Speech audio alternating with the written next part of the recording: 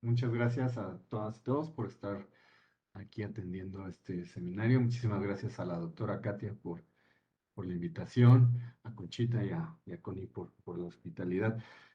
Bueno, de nuevo, nada más quisiera como antes de entrar como de lleno al tema que nos atañe o al tema del cual es el título de la conferencia, eh, platicarles un poco sobre las posibilidades de las aplicaciones de las ciencias de la computación digamos, a los procesos creativos, o a las artes, o al arte digital, que es un poco lo que yo he estado haciendo a lo largo de estos años. Bueno, por ejemplo, lo que yo he estado haciendo, eh, perdón. Por ejemplo, es el último libro que publiqué. Salió a finales del año pasado y tiene que ver con toda esta parte de investigación especulativa, futuros posibles. Y en este libro lo que hago es plantear toda esa investigación antropoceno y proponer un concepto para el post-antropoceno desde el pensamiento sistémico, pero integrado con algo que se llama modelado procedural 3D por computadora, que ahorita les voy a enseñar algo de eso. Por ejemplo, estas imágenes que ven aquí, que son parte como digamos, del portafolio de los modelados que yo hago, son básicamente procesos que se realizan en la computadora a través de un programa de modelado, valga la redundancia, pero son procedurales porque, digamos, se inicia con una figura base, como puede ser no sé, un cubo, se le aplican procesos de manera iterativa o generativa y bueno, se pueden llegar a este tipo de cosas, ¿no? Y ya bueno, ya después se van aplicando texturas, iluminación, etcétera, ¿no? Entonces, esto es como gran parte en la que yo he trabajado bastante estos últimos años, ¿no? Generar, hacer como esta intersección entre las posibilidades del uso de la computadora con las miradas estéticas, ¿no? Este, por ejemplo, nada más para darles una idea, aquí está el librito ¿no? Me voy a ir muy rápido, no quiero detenerme, ¿no? Y al final lo que se hace es plantear una narrativa ficcional y cada uno de estos modelados funciona como, digamos, una representación de la narrativa, ¿no? Entonces, está la narrativa, una historia como de ciencia ficción y bueno, se van haciendo estos modelados, se van aplicando diversas técnicas. Aquí, por ejemplo, se complementa el escaneo 3D con las técnicas que les comentaba. Y bueno, se pueden generar este tipo de cosas, ¿no? Eh, Luego, en estos otros dos libros que se publicaron, en el 2023 también, pero a inicios, y en el 2022, por ejemplo, en este de Principios de Creación Sonora Procedural, que se publicó a través del Centro Mexicano para la Música y las Artes, lo que se plantea es hacer una revisión súper extensa y súper crítica del concepto de algoritmo en el arte, ¿no? Aquí, por ejemplo, pueden ver un poco el índice. Ese es un tema, bueno, en el arte es muy controversial. Bueno, no es controversial, es muy usado el término algoritmo, perdón, pero bueno, lo que yo hago es más bien volverlo controversial y decir, ok, vamos a ver si funciona realmente el concepto de arte algorítmico cuando entendemos algoritmos desde las matemáticas y desde las ciencias de la computación. Entonces, se plantea aquí toda esa discusión teórica y después se hace como una presentación de temas muy específicos de matemáticas que a juicio propio, bueno, podrían ser interesantes para los artistas o gente que viene fuera de las matemáticas como ellos para acercarse a las matemáticas teóricas, ¿no? Y bueno, se habla también de teoría de la computabilidad y todo esto para tener más idea de estas situaciones, ¿no? Eh, en este otro libro de Espacio Timbre, ahí es un poco un trabajo derivado de mi tesis doctoral. Si bien no está tan asociado per se a las ciencias de la computación. Más bien lo que hace el libro es definir el espacio eh, o la espacialidad del sonido dentro de algo que se conoce como música electroacústica, ¿no?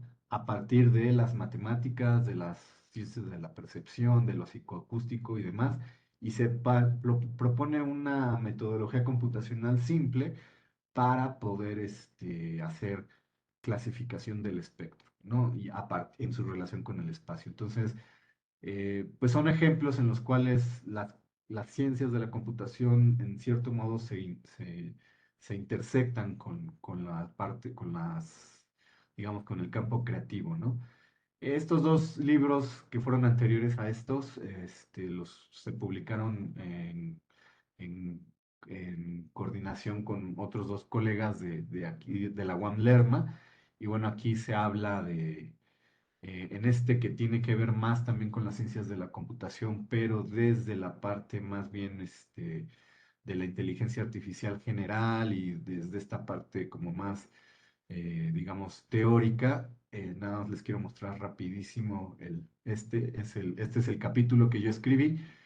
Eh, Aquí lo que se plantea es como proponer que pensemos o reflexionemos sobre cuatro escenarios posibles, ¿no? Entonces, ¿cuáles son esos cuatro escenarios? Este, Pensar que en algún momento vamos a tener, bueno, primeramente pensar cuando la, se me fue la palabra, cuando nos colocamos frente a una obra de arte existe un proceso de apreciación artística, de experiencia estética. Entonces, lo que yo aquí propongo es que ese proceso se piense muy desde las ciencias de la cibernética, ¿no? En términos de flujo de información, ¿no?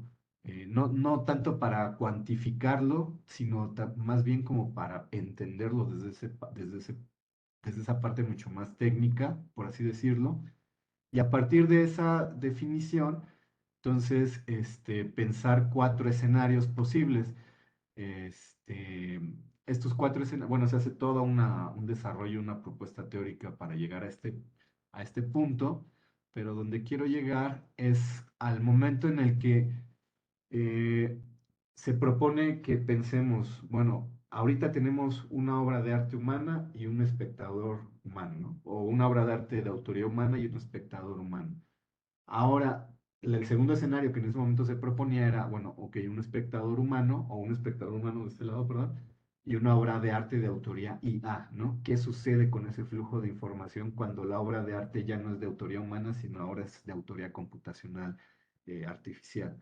Y que es básicamente en el tema que nos encontramos hoy en día, ¿no? En toda esta discusión bastante polémica también. Y luego el siguiente escenario que se propone ahí es, ok, ya tenemos humano, obra de arte ya, ahora pensemos espectador artificial, obra de arte de autoría humana, y finalmente espectador artificial, obra de arte, autoría IA, ¿no? ¿Qué sucede, no? Claramente esto tiene mucho que ver con lo especulativo y con los futuros posibles, pero es lo que se propone, ¿no? Y bueno, y entonces, un poco regresando a la parte de audio multicanal, que es algo en lo que yo me he especializado más o menos de manera en bastante tiempo. Seguramente ustedes han estado en algún sistema surround como el Dolby Atmos, por ejemplo, o el Dolby 7.0, que es el que tenemos en este caso. En la música electroacústica utilizamos algo similar, ¿no? Eh, por ejemplo, aquí vemos un sistema de audio donde tenemos 6 bocinas arriba y luego como 8 abajo, ¿no? Entonces, estos sistemas multicanal, lo que hacemos es crear música que pues parezca que viene de todos lados y que se genere, o el objetivo es que genere una sensación de inmersividad, ¿no? Eh, entonces, para eso, en mi tesis de maestría, yo propuse o desarrollé un algoritmo en un lenguaje de programación que se llama Super Collider, que permitía justamente hacer espacialización de sonidos en sistemas multicanal arbitrarios, ¿no? En el momento en el que yo hice esta propuesta, no existía ningún algoritmo dentro de Super Collider, dentro de las clases que vienen aquí, que pudiera hacer eso, ¿no? Estaban muy, muy limitados, entonces pues yo propuse esa solución. Este es el algoritmo que tiene que ver con, bueno, más bien con el análisis de cómo se hicieron, cómo funciona cómo se desplaza el sonido a través de cada bocina, qué pasa, por ejemplo, aquí es cómo lo puedo distribuir a través de tres fuentes o tres bocinas, aquí cómo lo puedo distribuir a través de cinco, pero todo esto pues fue más bien un desarrollo algorítmico matemático porque tenía que hacerlo de manera general para que, por ejemplo, si yo quería un sistema de 6 bocinas o un sistema de 40 bocinas, ¿no? Sin importar el número, todo eso pudiera caber en este cachitito de código, ¿no? Entonces, pues básicamente es eso, ¿no? Eso, si a alguien le interesa, está en-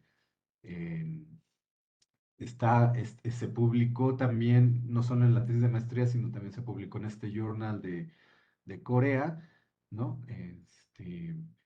Que bueno, aquí también viene especificado de manera más matemática el proceso, ¿no? De cómo entender el algoritmo desde el punto de vista matemático y después la implementación computacional. Bueno, eh, también se me olvidó decirle si alguien tiene alguna duda o algún comentario, con toda confianza en cualquier momento puede expresar, ¿no? Este, y bueno, entonces lo que sucede es que también a mí o la historia es que yo, como estudié una maestría en economía, pues a mí me formaron en la escuela neoclásica, ¿no? De la econometría. Y pues como bien sabrán, ahí el pan de cada día, pues son las series de tiempo. Entonces, digamos, es algo que he estado usando mucho y he estado tratando de llevar desde la economía al audio, que he visto que no hay muchísimo investigación al respecto en comprender o en trabajar el audio desde el punto de vista de series de tiempo.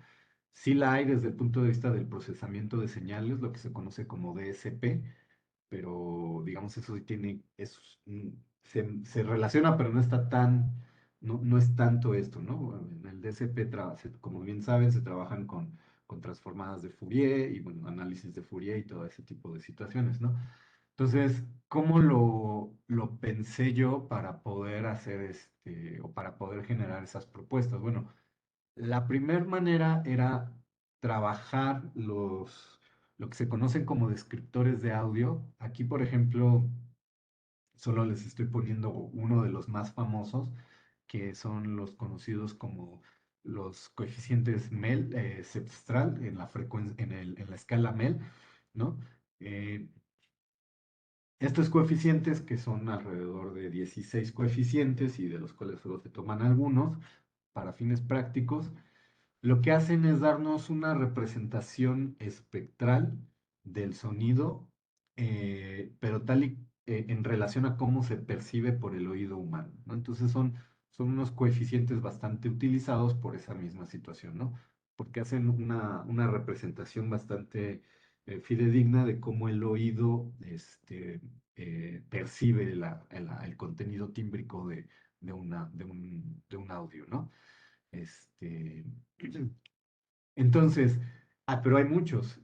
Aquí, por ejemplo, valdría la pena introducir el término espectromorfología. No sé si algunos lo hayan escuchado o no, pero es un término acuñado por un compositor británico llamado Dennis Smalley, que tiene que ver con el contenido tímbrico de un sonido, pero también la envolvente, ¿no? Es decir, el descriptor morfológico del sonido, ¿no? O sea, la parte dinámica del sonido, y la parte espectral, ¿no? Entonces, la espectromorfología es un concepto muy interesante porque nos permite juntar, a través de dos ideas, digamos, toda la información que ocurre en el audio, ¿no? O en un sonido, para ser más claros.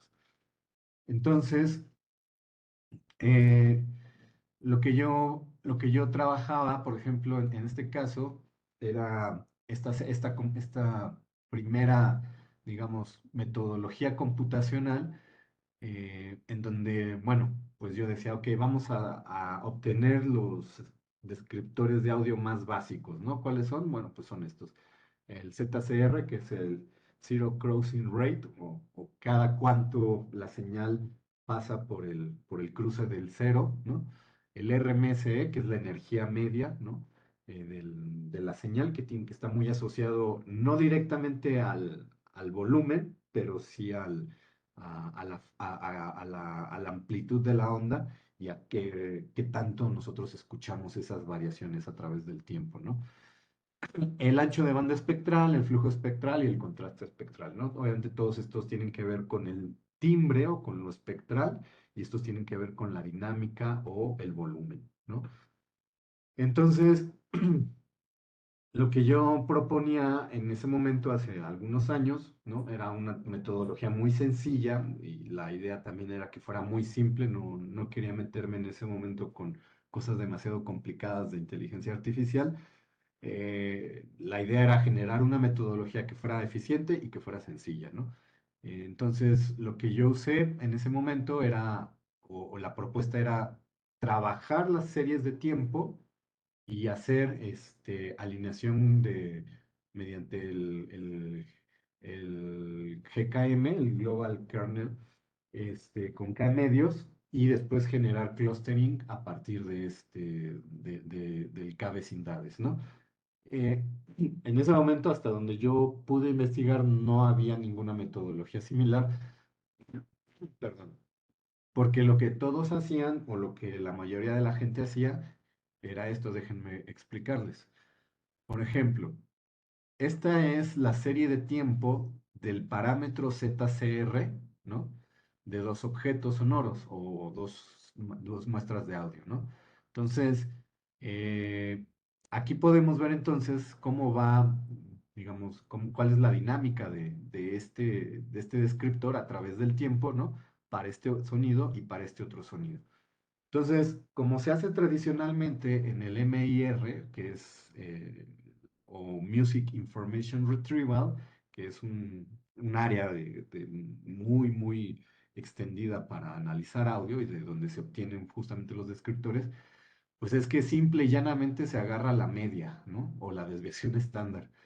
Eh, y entonces, por ejemplo, si tú tienes una muestra, esta muestra, no recuerdo el nombre porque le moché, perdón, aquí los datos, pero si tú tienes una muestra, digamos que estas muestras son 5 segundos, entonces la gente lo que hace es que saca el ZCR y le saca los valores de tendencia central, ¿no? Entonces, y con esos valores de tendencia central, esos ya los mete a algún algoritmo o alguna estructura o de machine learning, ¿no?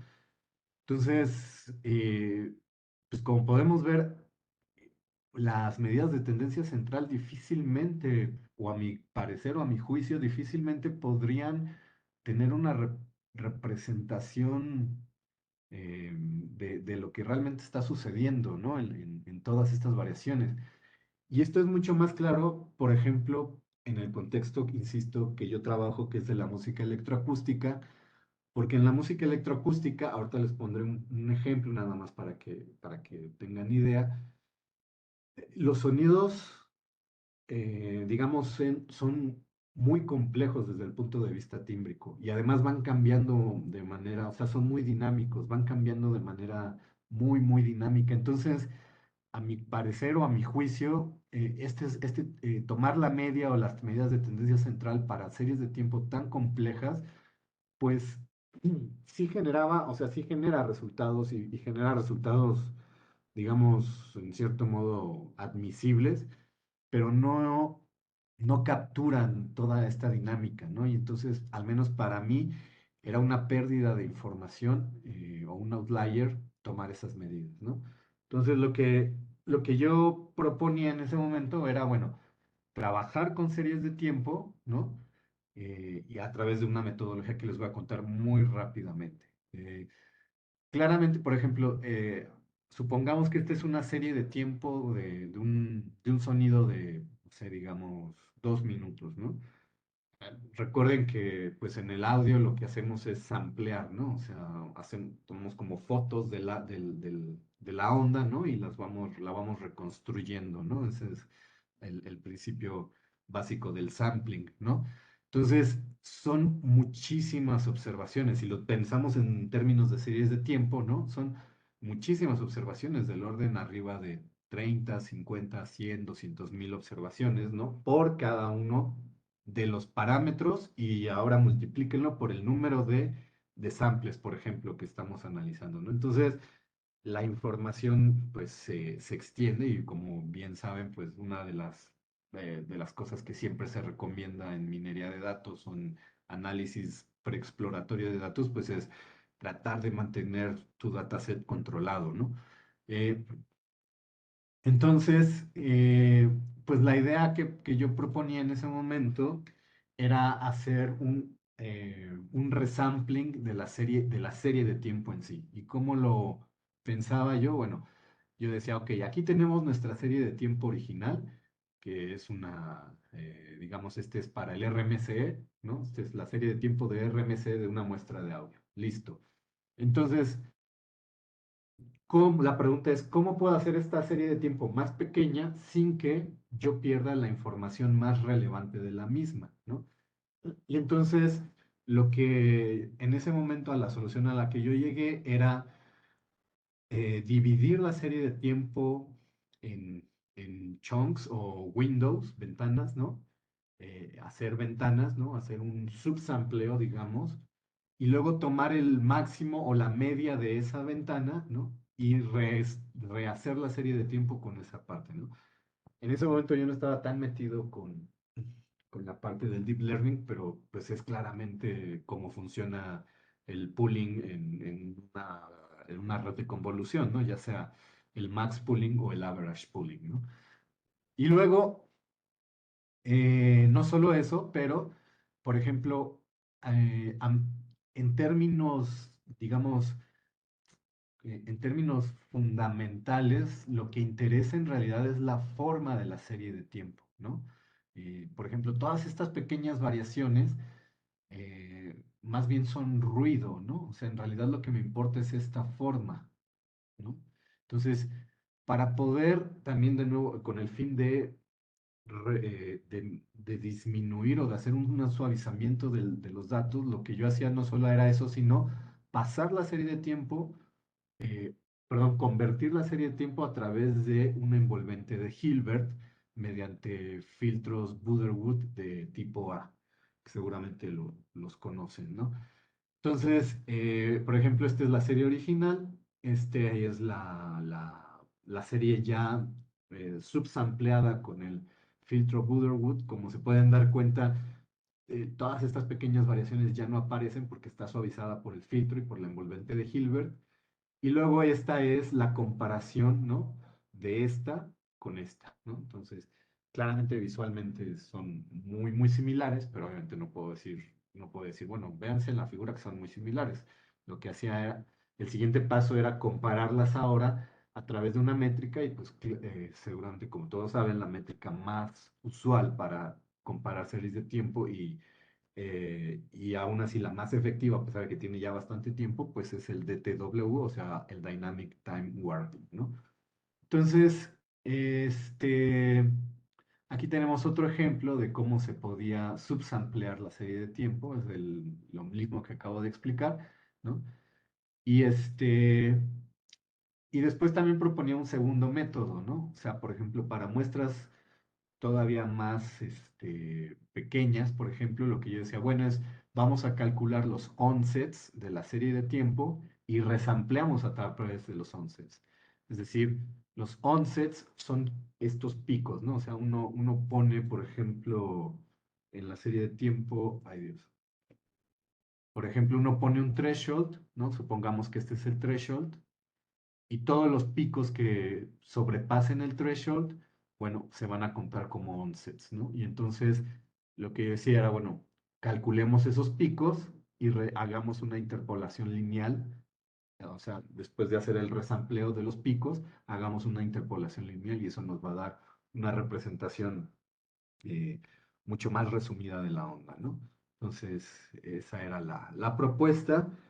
Eh, bueno, aquí nomás ahí para que se dieran una idea muy, muy breve de cómo funcionaba.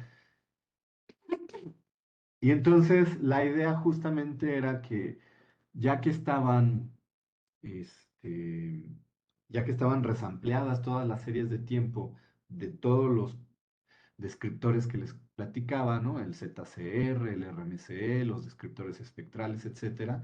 Entonces ahora sí aplicar el k-vecindades para hacer el clustering, ¿no? Y entonces, bueno, pues lo que se hacía básicamente era definir el número de clústeres, es decir, yo me quería fijar solamente en un solo descriptor, agarraba todas las muestras de audio, ¿no? El descriptor y bueno, decía cuántos clústeres quiero para ese descriptor y para esas muestras de audio y bueno, aquí están justamente los clústeres, ¿no?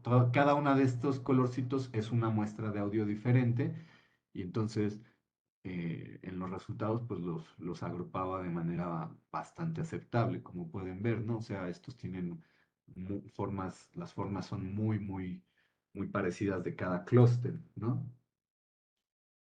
Aquí están otros clusters, por ejemplo, ¿no? Ahí están, ¿no? Entonces son las formas de las series de tiempo. Y entonces el siguiente paso en la metodología era, o sea, decir, bueno, ok, ya tengo estas descripciones, perdón, este espacio de referencia generado por estos clusters, ¿no? Perdón, se me olvidó mencionar, las muestras de audio que se utilizaron fueron de una base de datos que cubría todos los instrumentos orquestales. Incluso no solo los orquestales, también había otros instrumentos, sobre todo de percusiones, ¿no? Guitarra, por ejemplo, que no está considerado dentro de la orquesta, sino como solista.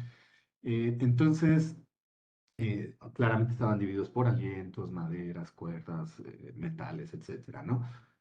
Y la idea era establecer como un gran espacio de referencia, un espacio espectromorfológico de referencia a través de analizar toda esa base de datos enorme, ¿no? Y establecer los clústeres de los perfiles espectrales de todos ellos, ¿no?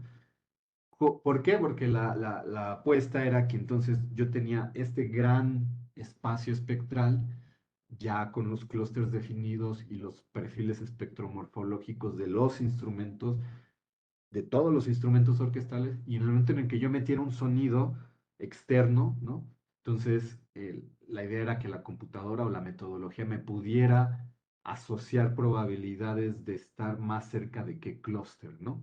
Entonces, entonces, bueno, eso me iba a permitir como darme una idea de mi sonido, qué propiedades o características tímbricas comparte en relación a los sonidos acústicos orquestales, ¿no? Por ejemplo, imagínense que entonces yo tenía un sonido de una grabación, eh, de un sonido sintético, por ejemplo, generado por computadora que yo quería usar en una composición y entonces lo metí a mi espacio de espectromorfológico de referencia y entonces la metodología me iba a decir, ah, tu sonido tiene, no sé, 50% de parecido con el cello, por ejemplo, pero tiene un 20% parecido con el sax. Entonces me iba a dar esta descripción espectromorfológica de sonidos que no conocía, ¿no? Y para hacer eso, lo que se proponía era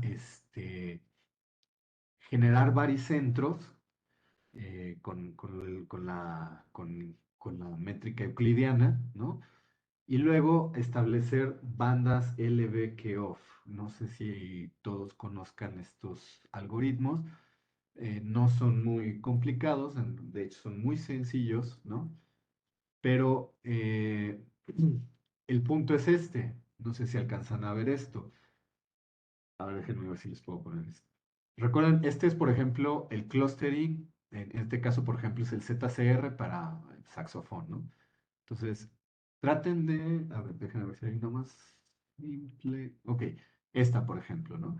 Traten de recordar esta forma de la serie de tiempo, esta naranjita, ¿no?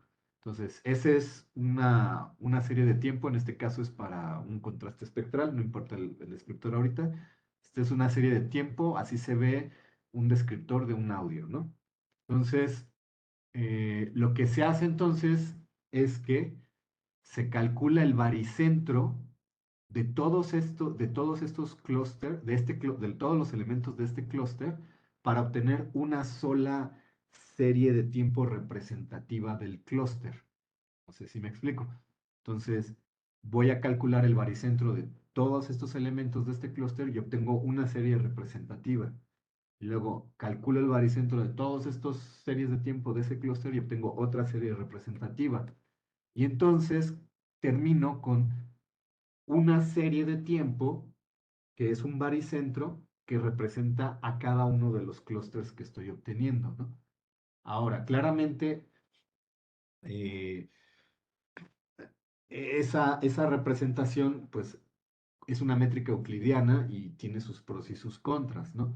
Entonces, un poco para mitigar los contras, la propuesta justamente era definir las bandas LB-Q-off, es decir, establecer la similaridad o la comparación con nuevas muestras, no solo en términos del baricentro, sino en dibujar arriba y abajo las bandas LB-Q-off, ¿no? Entonces, si se dan cuenta, entonces, aquí, por ejemplo, tengo mi baricentro, que es mi representación generalizada de un clúster, y luego la banda LBK-off que la rodea, ¿no? Entonces, la banda LBK-off me va a funcionar como una suerte de margen a partir del cual, cuando yo meta una serie de tiempo externa de un sonido que no ha sido entrenado, eh, a- calcule si esa nueva serie entra dentro de este espacio generado por las bandas LBK-off, ¿no?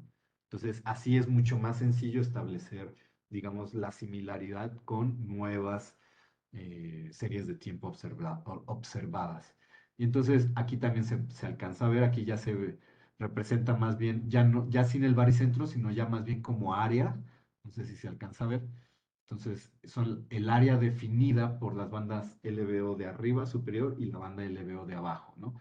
Entonces, es como una foto, ¿no? Si yo meto la serie de tiempo y cae dentro del área de alguno de estos, de alguna de estas representaciones, entonces la asociaré a esa representación, ¿no?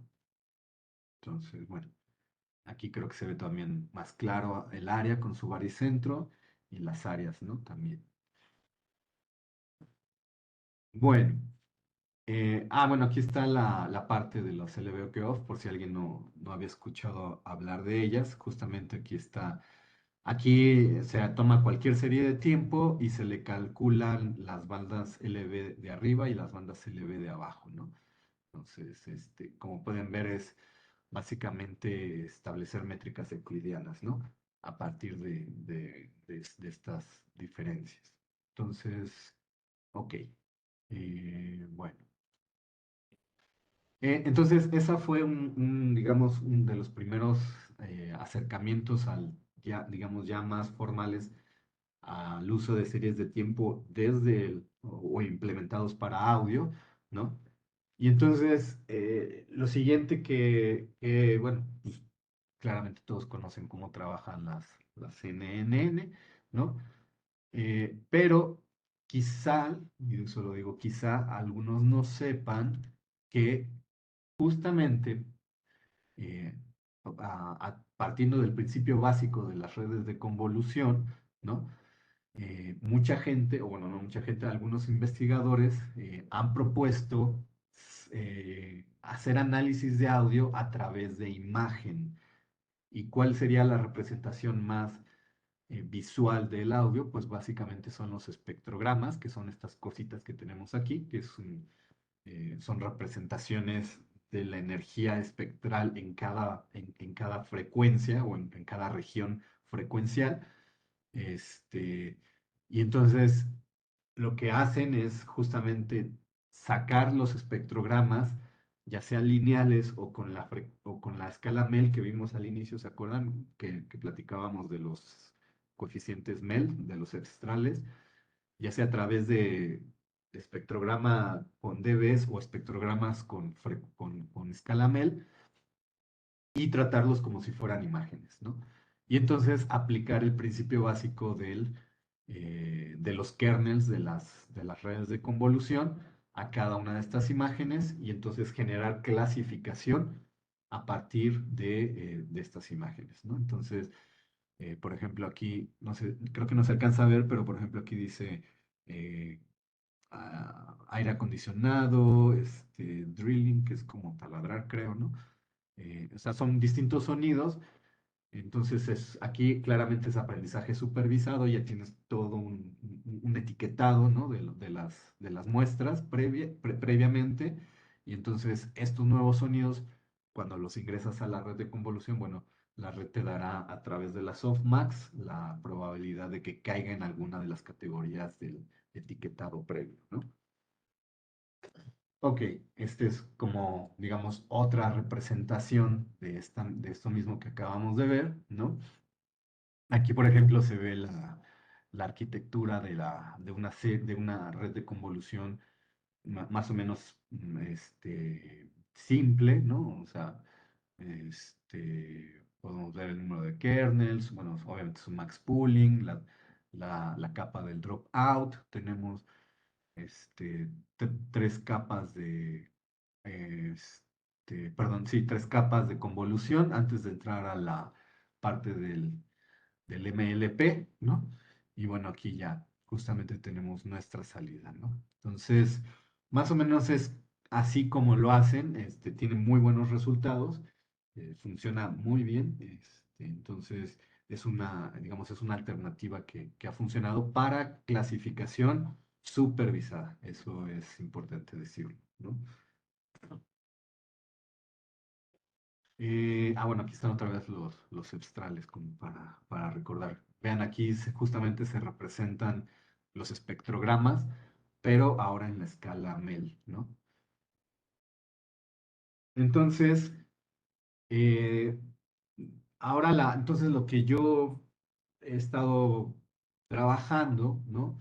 Es justamente usar las redes de convolución y las redes recurrentes, en particular las LSTM, para hacer análisis de audio, pero a través de series de tiempo, con la idea que les platicaba al inicio, ¿no? O sea, decir, obtener los descriptores de audio a través de las series de tiempo. Bueno, ahora la idea es meterlos a las CNN o a las LSTM y hacer alguna tarea, ya sea clasificación supervisada o otro tipo de cosas que ahorita les voy a platicar rápidamente. Aquí la cosa es que obviamente las NNs, las redes de convolución, bueno, trabajan con imagen, ¿no? Y como bien saben, bueno, pues lo que hacen es que eh, por ejemplo, si tengo una imagen en tres colores, ¿no? Por ejemplo, tengo mi canal R, G y B, entonces, bueno, pues mis kernels no solo van leyéndose así, sino que van generando tensores 3D, ¿no? A través de la lectura o del movimiento de los kernels, ¿no? Entonces aquí está como una representación de eso, ¿no? Entonces tengo básicamente un tensor 3D que me arroja, que es producto de la integración de los tres canales R, G y B, ¿no? Y bueno, obviamente, como saben, se va moviendo el kernel, ¿no? Y me va generando a partir del valor predefinido del kernel, que por supuesto en el backpropagation va cambiando y es precisamente estos pesos los que va aprendiendo la red de convolución, ¿no? Bueno, va sustituyéndose, ¿no? Ahora la pregunta es cómo, digamos, implementar la misma lógica del análisis de los kernels dos dimensionales eh, a series de tiempo que naturalmente son unidimensionales, ¿no?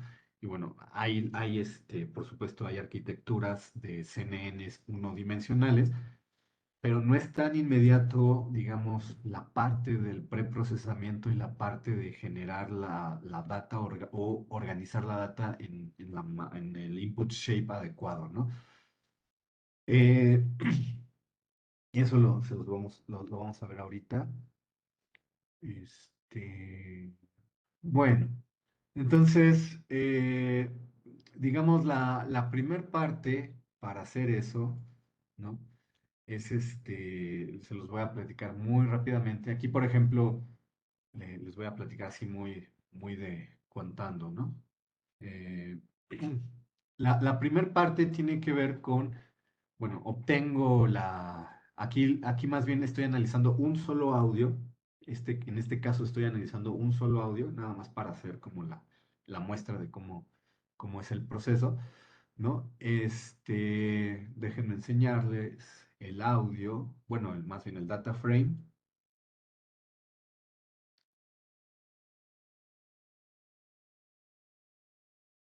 Entonces, este es mi data frame. Tengo uno, 2, 3, 4, 5, 6 descriptores de audio. No, son descriptores de audio, perdón, muy básicos, ¿no? Este, y insisto, es de una sola muestra de audio, ¿no? Entonces, vean, por ejemplo, la longitud de este descriptor de audio. Tengo 32.754 observaciones, ¿no? Ok. Aquí la idea va a ser, este,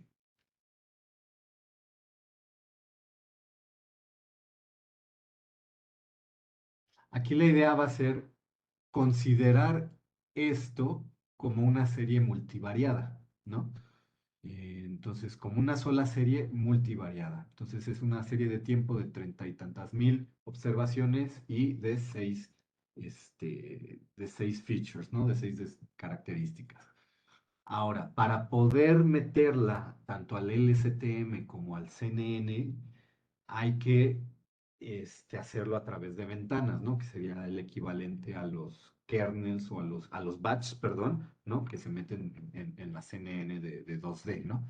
Entonces, lo que se hace, o una de las opciones que se hace, es justamente definir, por ejemplo, un tamaño de ventana. Yo le digo, ok, por ejemplo, ¿no? Vamos a hacer samples de 3 muestras, ¿no? Entonces, claramente, por ejemplo, este sería mi primer sample, ¿no?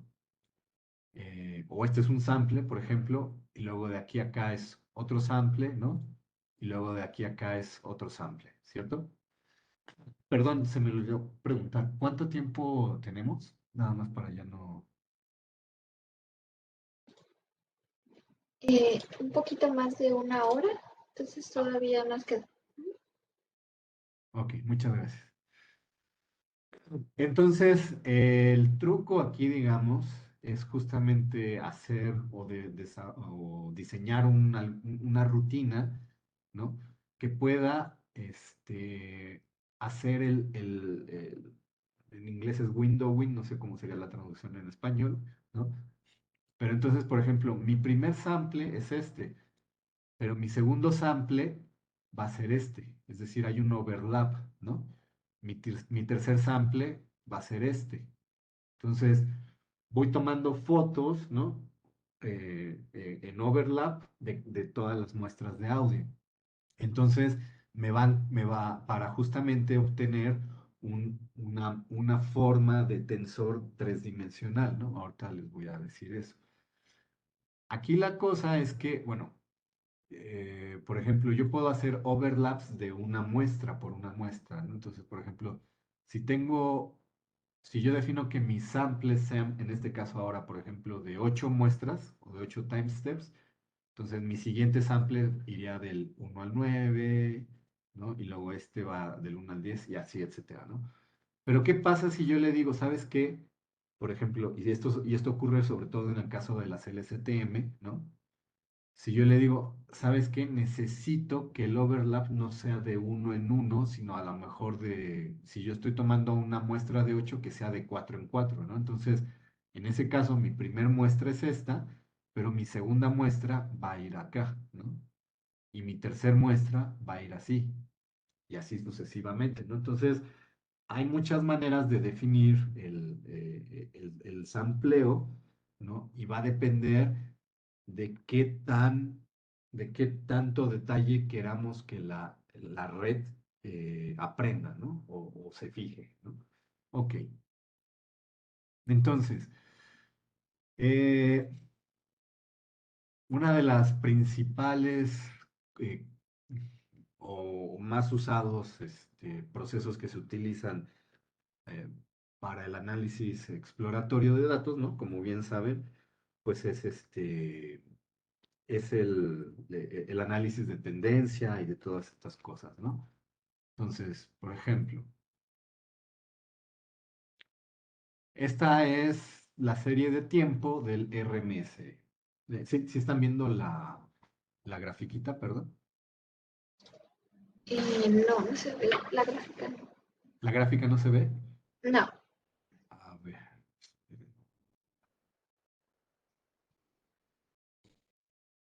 eh, Por alguna razón solo puedo compartir una pantalla. Ahí sí la ven, ¿verdad? Sí. Ujú. Ok. Entonces, como bien saben, pues cuando se trata de análisis de series de tiempo univariado, bueno, pues me puedo fijar en la tendencia, en la estacionalidad y todo ese tipo de cosas, ¿no? Puedo aplicar algún modelo de medias móviles, el ARIMA, el S-ARIMA, ¿no? O sea, todo ese tipo de cosas para series univariadas, ¿no? Y hacer, bueno, predicción o análisis de regresión a través de eso, ¿no? Entonces, eh, aquí es complicado, ¿no? En este caso, aplicar el análisis univariado, o sea, se puede aplicar a cada una de ellas, ¿no? A cada serie por separado y después hacer una como integración, ¿no? Sin embargo, bueno, pues para eso justamente están las redes neuronales, ¿no? Entonces, lo que sí es que, al menos todos los textos que yo he leído, que no son demasiados en este sentido, en esta área, pero toda la gente que yo he leído es que sí recomienda al menos hacer el proceso básico de quitarle la tendencia, ¿no? Y como bien saben, para quitarle la tendencia a una serie de tiempo, es decir, quitarle o sea, volverla estacionaria, ¿no? Pues básicamente hay que o hacer el suavizamiento o hacer la diferencia, ¿no? La diferencia de la serie consigo misma, ¿no? Entonces, eh, a ver, déjenme ver, creo que... Sí, perdón, una pregunta. Si yo comparto el que dice pantalla uno, ¿ya se comparte todo lo que yo esté moviendo? Sí, toda la pantalla.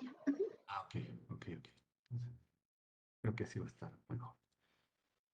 Bien, entonces, pues lo primero que se tiene que hacer, como bien saben, es justamente aplicarle ese proceso de estacionalidad, o sea, para quitarle la tendencia y también escalarla, ¿no? O sea, hacer una normalización, ¿no?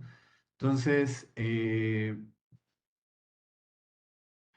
bueno, aquí yo ya escribí muchas rutinas para que me haga todo eso de manera automática, ¿no?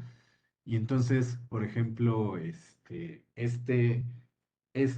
va a ser justamente el mismo data frame, pero diferenciado, es decir, ya sin tendencia y normalizado al intervalo 0,1. Entonces, si ahora yo le digo esto,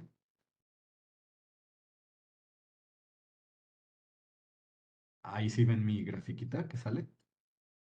Sí. Ahí está. Gracias. Entonces, como pueden ver, ahora sí ya es una serie de tiempo estacionaria, tiene media cero y varianza constante, ¿no? Entonces, y se ve claramente, ¿no? Entonces, los textos o la literatura justamente recomienda que se haga este proceso para poder alimentar a las redes neuronales con el fin de que, bueno, se obtengan o la red los procese de manera mucho más eficiente, ¿no? Ok.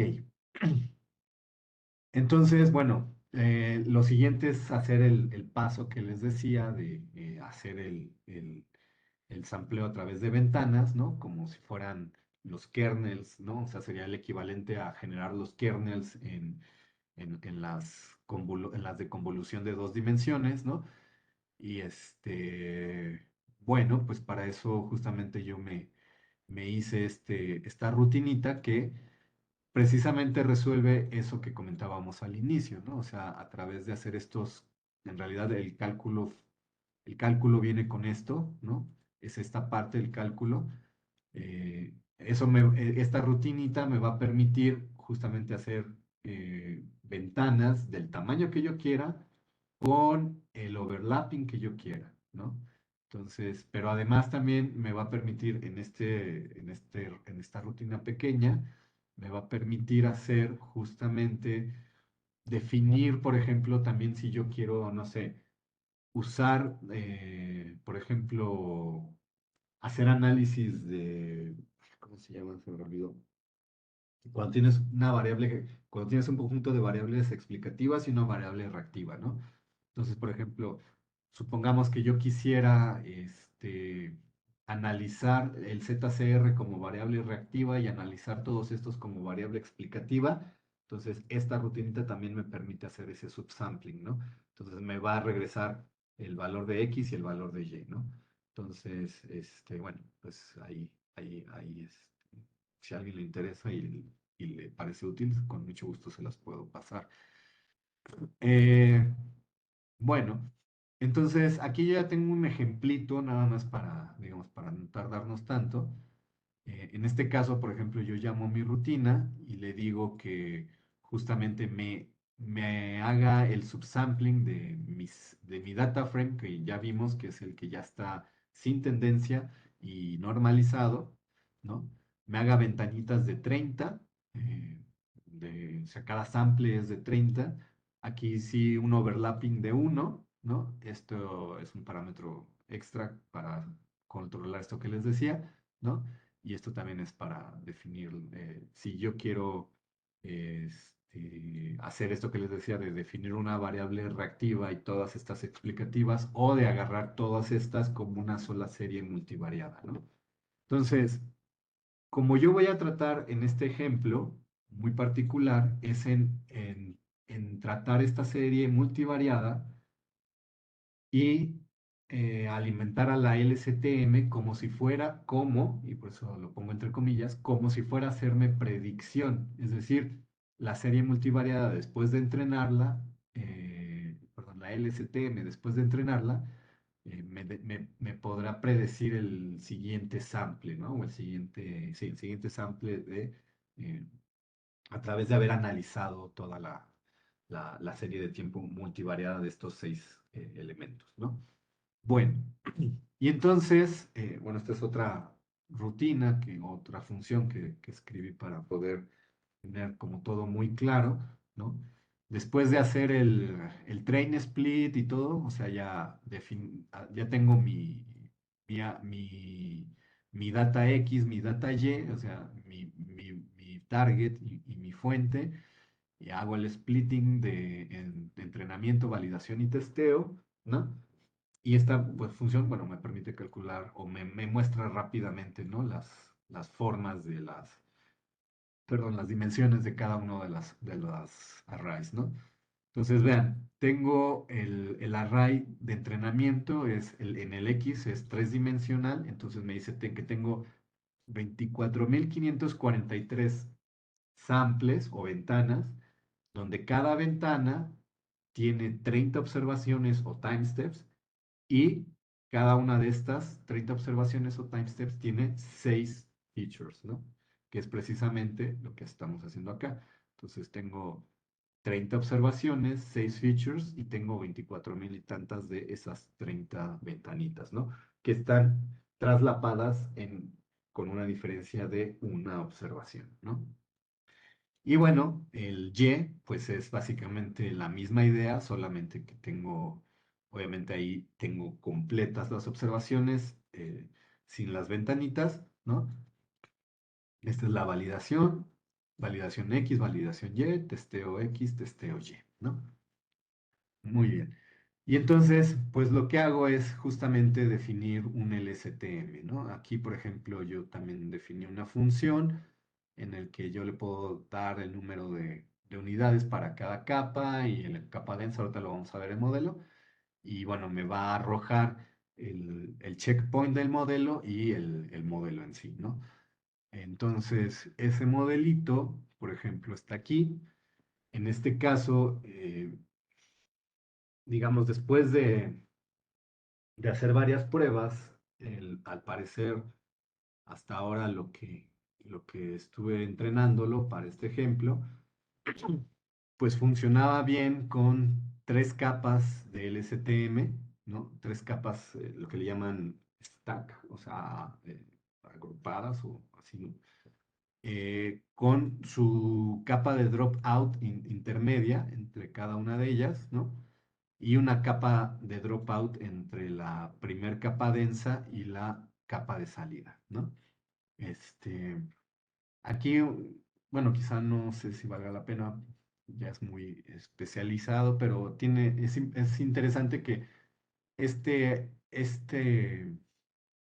parámetro, por si alguien no lo conocía, es el que me permite conectar LSTMs entre ellas, ¿no? Porque la LSTM por default me va a generar un vector 2D, ¿no? Entonces, o sea, recibe un array 3D, pero genera a su salida, saca un 2D. Entonces, si yo le digo esto, pues ya me permite cambiar ese comportamiento y seguir sacando un vector de la forma 3D, ¿no? Y bueno, me va a permitir conectar estas capas. Como pueden ver, la última LSTM ya no tiene este parámetro, porque entonces ya se conecta a la capa densa, ¿no?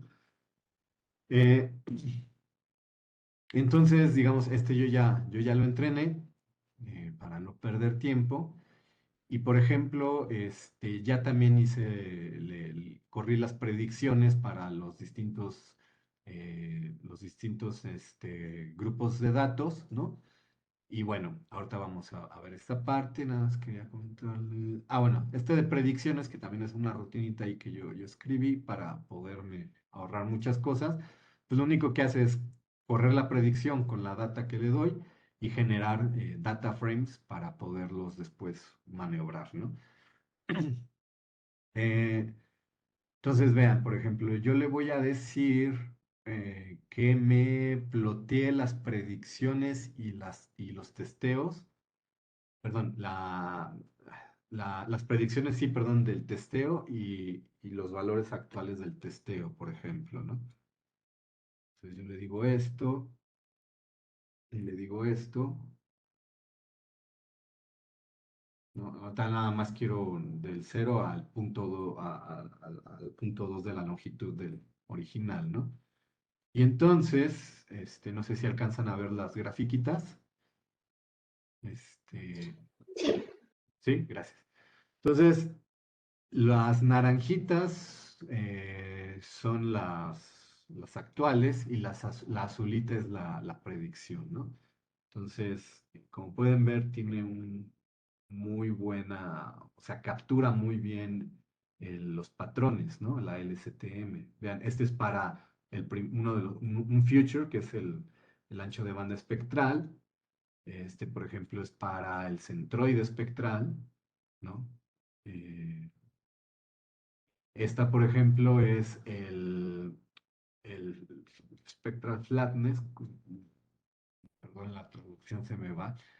Y aquí es interesante que pareciera ser que es la única que no captura tanto los patrones, ¿no? De la red, de la data, perdón. Mi intuición o mi lectura o mi análisis es que las variaciones son muy mínimas. Vean la escala, es 0.0010. Esta escala por ejemplo, estas variaciones están arriba del punto 1, llegando hasta el punto 3, etcétera, ¿no? Entonces, mi intuición es esa.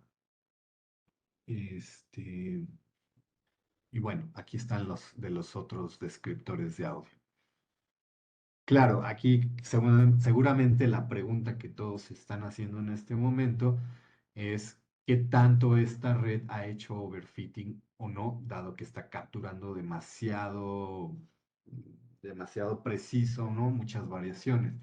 Bueno, pues para eso claramente ¿no? No es la contundente, pero una de las formas que tenemos para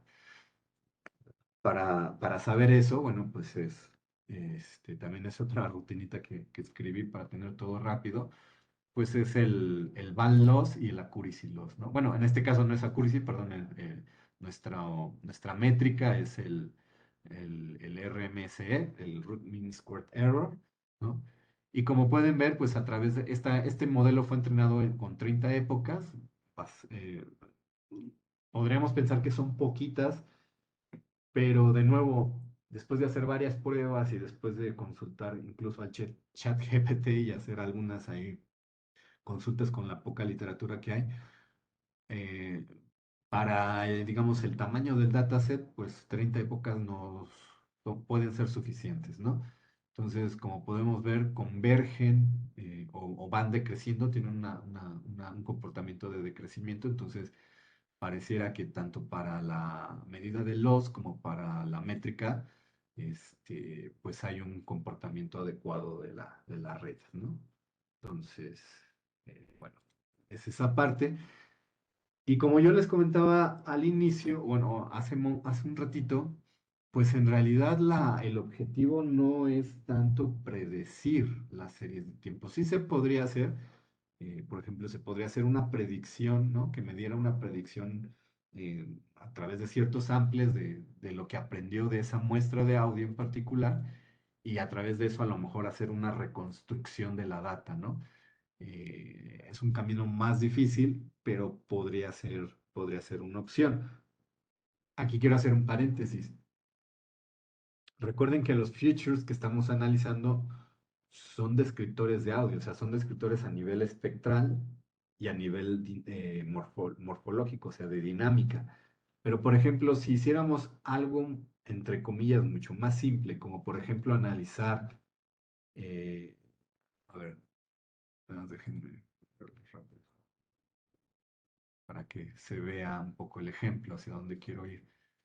Si ahora imaginamos, por ejemplo, que esta serie de tiempo, en vez de ser un descriptor, me está mostrando notas, es decir, hagan de cuenta que es justamente una pieza para piano o para violín solo, ¿no? No sé, una sonata de Bach para violín. Entonces, esta serie de tiempo me va mostrando las notas, ¿no? Los valores de las notas, por ejemplo, en MIDI, ¿no? Que ocurren a través del tiempo en esa sonata, ¿no? En ese sentido, la predicción sí tiene, valga la redundancia, sí tiene bastante sentido, porque entonces me va a permitir a lo mejor generar series de notas eh, en el estilo de esa pieza de baja, por ejemplo, ¿no? Y claramente si yo entreno a la red no solo con una pieza, sino con muchas, todas las sonatas para violín, por ejemplo, y todas las sonatas de cello, bueno, eh, tendré más, o tendré unos resultados distintos, ¿no? Entonces, a lo mejor para ese caso, a lo mejor que estas son las notas y a lo mejor imaginen que ahora es otra serie de tiempo, eh, estas ya no son las notas y sino ahora es la dinámica, ¿no? O sea, qué tan bajito o fuerte toca la persona o qué tan bajito o fuerte está indicado en la partitura como piano, forte, etcétera, ¿no? O además estos son los valores de los silencios, por ejemplo, ¿no? Entonces tendré tres series de tiempo, notas, dinámica, silencios o temporalidad. Y eso, bueno, si yo lo meto, hago el mismo proceso, pero ahora sí puedo generar una predicción, bueno, estaré generando, digamos, data sintética que se puede reproducir para hacer en el estilo, ¿no? De esa sonata analizada, ¿no? En este caso, el objetivo va más por la parte musicológica, por así decirlo. Es decir, tratar de usar la red neuronal como una manera de que me arroje información del archivo de audio y en dado caso, o sea, y en tal caso, obviamente, de la pieza, ¿no? Que estamos analizando, de la pieza sonora. Entonces, una manera muy, digamos, manera muy inmediata de hacer eso es a través de lo que se conoce como la detección de los puntos de cambio, ¿no? Que se usan también no solo las redes de convolución, sino las LSTM para eso. Eh, Y se usa justamente a través o a partir de hacer la medición en, de la diferencia de la predicción con los valores actuales, ¿no? Que es básicamente lo que llaman errores de reconstrucción, ¿no? Que aquí está. Este, y luego establecer un umbral, ¿no?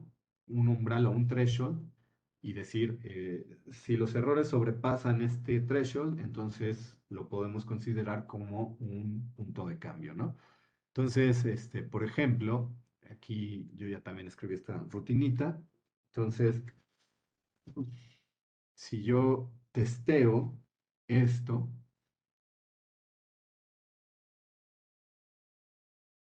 ¿no? Lo que obtengo justamente es esta gráfica, que es, recuerden, esta serie de tiempo ahora son los errores de reconstrucción, es decir, la diferencia entre lo entrenado y lo actual. Entonces, puedo identificar los valores, aquellos valores que en este caso están arriba del percentil 99, ¿no? Está muy pegado al valor máximo.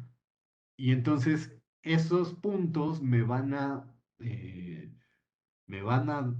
identificar a mí como momentos en el tiempo en los cuales está ocurriendo un cambio importante en la serie multivariada, ¿no? Es decir, en la conjunción de todos los descriptores, tanto morfológicos como espectrales. Y por lo tanto me están mostrando momentos en la pieza, o sí, en la pieza que estoy analizando, en los cuales existe cambios importantes, ¿no? O cambios trascendentes del sonido, ¿no? Del sonido en sí, porque es lo que estoy analizando. Entonces, aquí por ejemplo lo que se puede hacer es comparar la música con estos puntos, ¿no? O ir directamente al frame y ver cómo ocurre esa transición y entonces ya puedo decir, lo que pasó es que a lo mejor no sé, aquí supongamos, voy a decir algo, no sé si sea correcto o no, pero supongamos, aquí había mucha densidad de notas, brum, brum, brum, brum, brum, brum, mucha densidad de notas, pero en este punto, ¡pum! Solamente empezaron a haber muy pocas notas, ¿no? Por ejemplo, eso puede suceder, ¿no? O a lo mejor aquí había estos puntos tan cercanos, a lo mejor son diferencias muy marcadas en las dinámicas de cómo se toca o cómo viene ocurriendo el audio, ¿no? Entonces, es una manera, a lo mejor podemos decir, bueno, pero nada más es la simple media, ¿no? De la diferencia. Sí, pero recuerden que ya toda la chamba ya la hizo la LSTM, ¿no? Porque esta serie de tiempo justamente son los errores de predicción. Eh, y otra manera es justamente a través de lo que se conoce como importancia de descriptores y una manera es jalar la información intermedia del modelo, es decir, eh, ver cómo está actuando el modelo en capas intermedias, por ejemplo.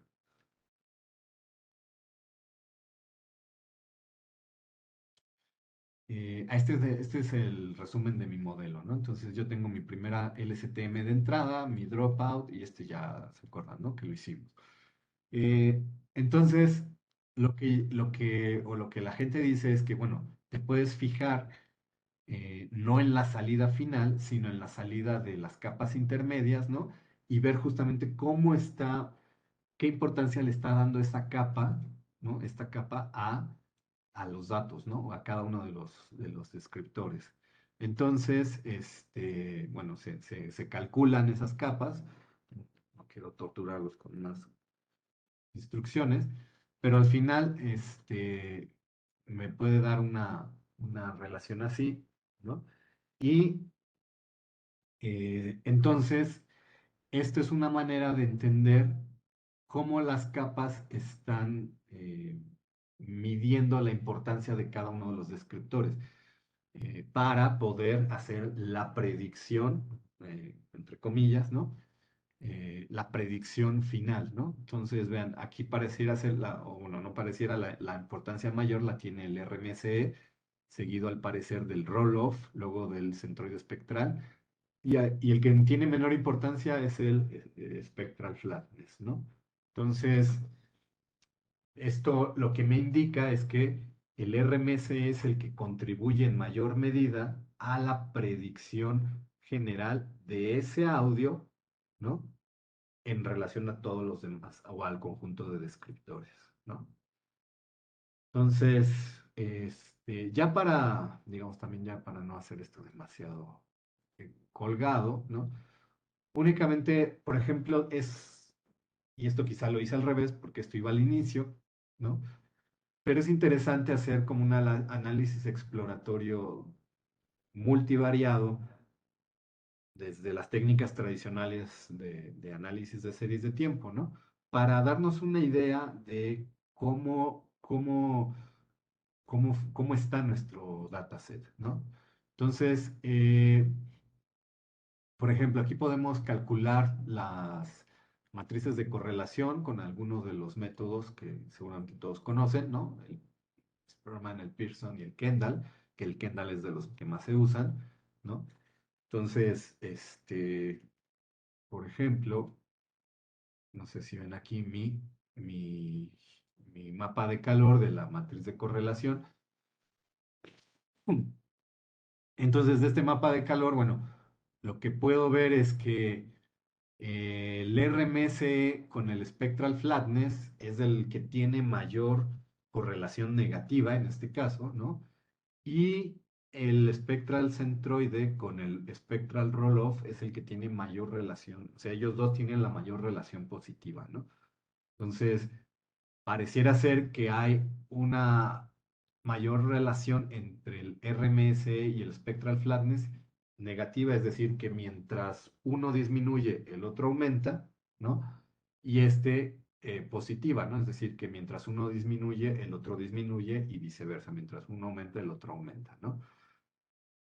Quizá no nos pueda sorprender porque a final de cuentas ambos son espectrales. Ahorita mencionaré porque sí puede ser importante.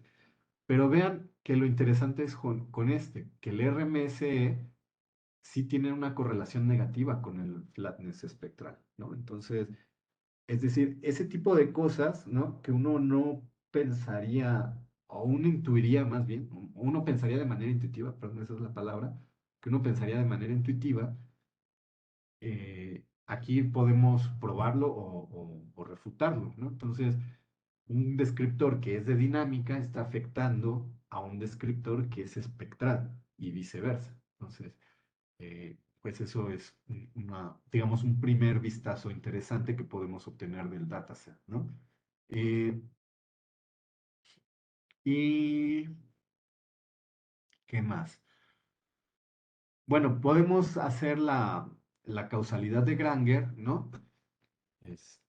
Por aquí creo que ya la tenía. Aquí está. Y entonces calculamos la causalidad de Granger entre los diferentes features, bueno, más bien entre los diferentes combinaciones de features, ¿no? Y bueno, podemos darnos una idea de si alguno es Granger causal de otro, ¿no? Y entonces, bueno, como bien saben, a través de interpretar los parámetros, ¿no? Podemos ir viendo los diferentes resultados, ¿no? Eh, Aquí vale la pena hacer un comentario que la exploración de la causalidad entre parámetros de series de tiempo multivariadas con técnicas de deep learning todavía es un problema abierto. O sea, no hay mucha literatura al respecto y todavía mucha gente no lo ha resuelto. Y personalmente creo que es un tema que puede ayudar muchísimo, ¿no? O sea, entender qué parámetro está causando otro, ¿no? Al menos en el contexto que les he platicado, nos podría dar muchísima luz para lo que estamos haciendo. Y bueno, creo que no los voy a torturar más. Si alguien tiene alguna pregunta o comentario. Muchas gracias, doctor. Muy interesante. No sé si Y podemos iniciar la parte de preguntas y respuestas. No sé si alguien tenga alguna duda, si quiere escribirlo en el chat o desmutearse para hablar. Sí, Tony, no sé si ahí me escuchan bien. Un poquito alejada, pero sí. Ok, Tony. Yo nada más quería agradecer a Edmar por haberse presentado. No encontré mejor representante que relacionara lo que es arte, música, audio con cosas de la computación. Entonces, muchas gracias, Edmar, por aceptar venir a este seminario. A mí me gustaría más no tanto una pregunta técnica, sino más, o sea, nosotros siempre hemos venido jalando el perfil de la música, ¿no? Desde que estábamos en la maestría, licenciatura, todo, ¿no? Pero hay estudiantes ahorita que están en el seminario que no tienen ese acercamiento que nosotros tuvimos. ¿Cómo podrían ellos acercarse a esta parte de la música, ¿no? De las estructuras musicales, audio, todo lo que tú has presentado aquí, y bueno, hay muchas ramas de la música en la que podrían aplicar todos sus conocimientos. ¿Cómo podrían ellos empezar a acercarse a esta área? Sí, gracias por la pregunta.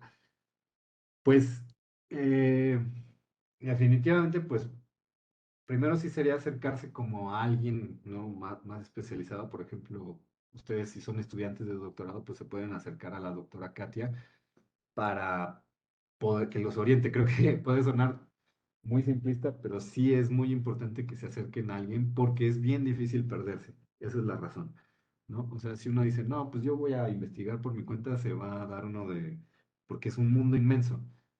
Y entonces, ya sí, por ejemplo, ustedes pueden decidir más o menos por qué camino quieren comenzar. A lo mejor alguien es como súper técnico, ¿no? Y le gusta muchísimo la parte matemática y le gusta muchísimo la parte computacional.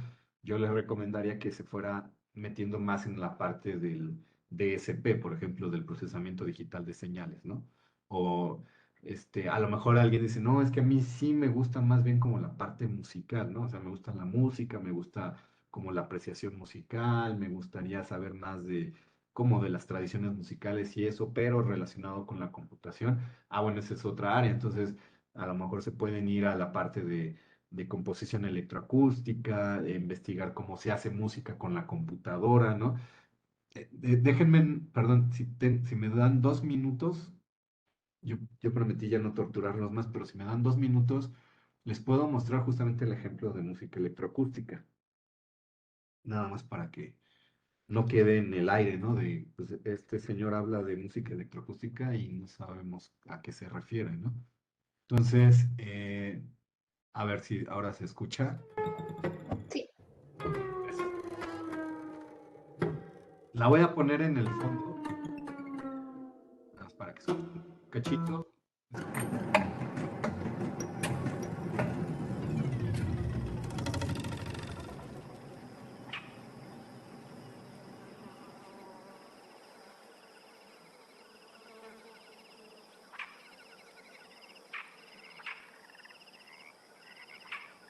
Entonces, incluso como pueden ver, la notación musical ya no es como todos la conocemos, así de notas y de, ¿no? En el pentagrama tradicional y demás. Por ejemplo, esto está para violonchelo, aquí está, y si vean, solo tiene como 2 o 3 líneas, ¿no? Entonces, eh, y todos esos soniditos que escuchan son sonidos hechos por computadora. Generalmente, por ejemplo, en este caso, este es de este compositor griego que se llama Panayotis Kókoras. Él lo que hace es que graba, por ejemplo, sonidos, ¿no? O sea, imagínense que tengo yo esto aquí, ¿no? Entonces, hago esto así con mi cajita o hago esto así, y eso yo lo grabo y en la computadora la proceso de 1000 maneras posibles y voy generando sonidos y entonces esos sonidos los voy acomodando dentro de la música, ¿no? Bueno, o dentro de una línea de tiempo para generar música y generar este tipo de cosas. Entonces, la voy a dejar nada más para como fondo. Entonces, esa puede ser, por ejemplo, una opción. O la otra opción es que a lo mejor dicen, bueno, más bien, por ejemplo, Hay, por ejemplo, gente que, por ejemplo, lo que hace es realizar análisis de música clásica, pongo clásica entre comillas, ¿no? En realidad esto es barroco, pero este, a través de medios computacionales, ¿no? Entonces usa la computadora para hacer análisis de música clásica, ¿no? Entonces, esa es otra opción aparte, ¿no?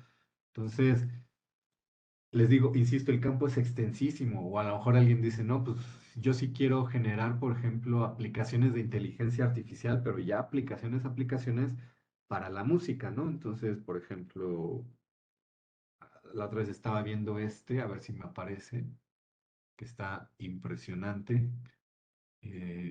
Vean, es como un tipo chat GPT, pero para síntesis de audio, ¿no? Entonces, ustedes se meten a la paginita.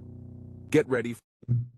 Se meten a la página y le dicen que quieren por ejemplo, un procesamiento con tales instrumentos y la página se los da. GPU hours in a massive neural network to learn every detail about oscillators, filters, modulation, and effects. By sourcing information from all known. Entonces pueden generar aplicaciones, ¿no? Que creen instrumentos virtuales, ¿no? A través de inteligencia artificial.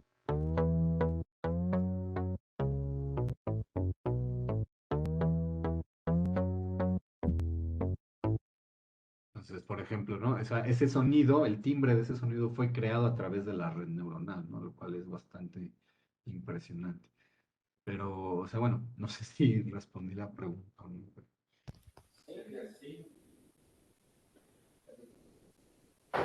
Muchas gracias. Creo que Yanitza tiene una pregunta, pero creo que Luis Guillermo preguntó por el chat. Entonces, Luis Guillermo pregunta, ¿qué literatura recomienda para estudiar series de tiempo? No sé si... Eh, pues yo recomendaría, mm, o si quieren lo que puedo hacer es que yo le puedo pasar a Katia algo, o sea, les puedo compartir de todas mis referencias que tengo. Ahorita no tengo los títulos a la mano, ¿no? En la cabeza, pero le paso a Katia, a la doctora Katia, un folder con un bonche de libros, ¿no? Y pues que se los comparta sin ningún problema. Si quieren podemos hacer eso, ¿no? Mil gracias. Sí, Guillermo también dice que muchas gracias. Y Yanitza, creo que tenías una pregunta. Sí, y solo quería preguntar si desde su experiencia con el procesamiento digital de señales, ya sé que mencionó que ha trabajado con audios, pero en el caso de otras señales, como por ejemplo señales de movimiento, no sé si ha trabajado con esto o si ha leído algo en función de, usted aplicó transformada de Gilbert, pero no sé si primero Fourier y después Gilbert o solo Gilbert y ya le funcionó o qué ha leído sobre esto que pueda para ahora suavizar la señal.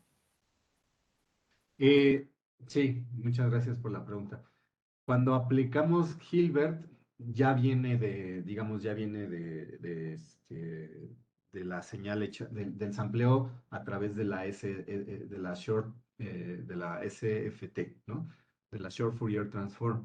Entonces, cuando ya está, digamos, la señal en el array, ya viene como representación en SFT de Short Fourier Transform y después a esa se le aplica la Hilbert.